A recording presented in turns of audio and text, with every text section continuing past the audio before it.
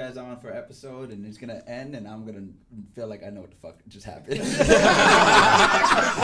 right, third time's the charm. No, it's gonna be more than that. He's like, I need 10. It'll be like number 8. Yeah. Like, oh wow, that wasn't confusing. Like, number 8, he's just gonna be like, Oh!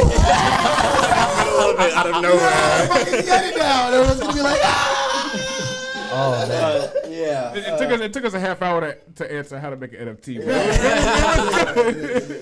It's a process, and It we're really early, is. so nothing looks super clean, right? And only the people that are super professional, even them explaining it to most people, like they're still trying to explain to people who are like semi-tech competent or like savvy. Yeah. So it's not like there's a different layer of explaining when someone can use it and when they've never done it before, and you've got to say what this is, what this is, what this is. That's a whole other step, and I don't really think there's any technology that people have needed that many steps of introduction to use. The iPhone, people just learned how to use over time. Your friend had it. You just learned this. Like, those are things that naturally, organically grow, and we learn how to use the technology. Now it's like you either know how to use it or you'll, eventually learn how to use it after millions of people have already learned how to use it, and you are now catching up, which is fine. I do that all the time. Like, I do that with movies. I do that with TV shows. I do that with, so I get it. But, like, when it comes to, the thing about NFTs, it's wrapped up in this massive new industry of wealth transfer that most people won't really get. But I just feel like,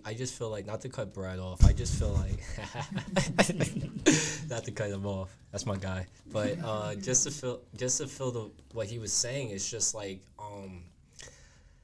like NFTs, man, like people don't know how big it's gonna grow. People have no clue how big it's going to grow. Not bullish enough. My parent, I can't speak for everybody else, but my parent never invested into Apple or Microsoft or all these things in the dot-com bubble in the 90s. And we have a chance to rewrite history, and create generational wealth for our family. This happened before with the dot-com bubble, and we wrote it off. There's people, you can go on YouTube and type on people laughing at email. And now everybody uses it. We did this with TVs. Right. They said the radio will outlast the TV.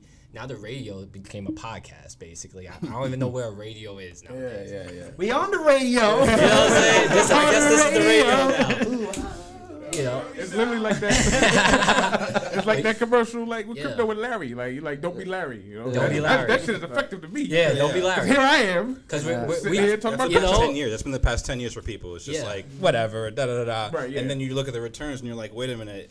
Every asset class that everyone else was invested in seems like they made a lot less money than everyone that just held Bitcoin and Ethereum. Wait, the people that held Bitcoin and Ethereum are all multimillionaires. Never mind. It's just you just haven't seen this before. Everyone's been making fun of them the whole time, and they've made so much more money that now, like, the oldest bank in the country is now offering custody services of crypto. Like, you have to understand how big of a deal it is for the most conservative institutions that hold pension funds, endowments. Like, these people don't touch anything after it goes through 36 people of verifying an investment. Like look, my mom. It's clear you guys can talk about this forever, but we gotta cut this shit, man. One more story. My mom never invested like that, right?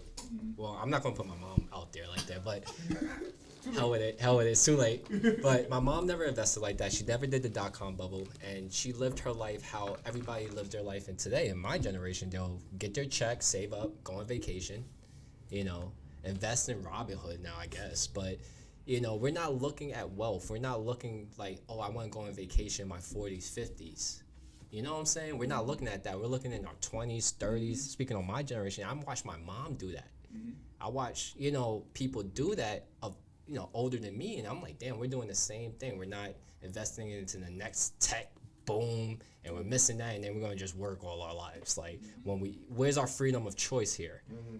So we keep writing that off, doing the vacation, drinking thing, and that's cool, but we have to put at least 5, 10%, 15% aside and figure out where this wealth is coming from. Our parents didn't invest in Microsoft and Apple. Let's not make the same mistake here. Facts. You know? Facts. All right. Woo! On that note,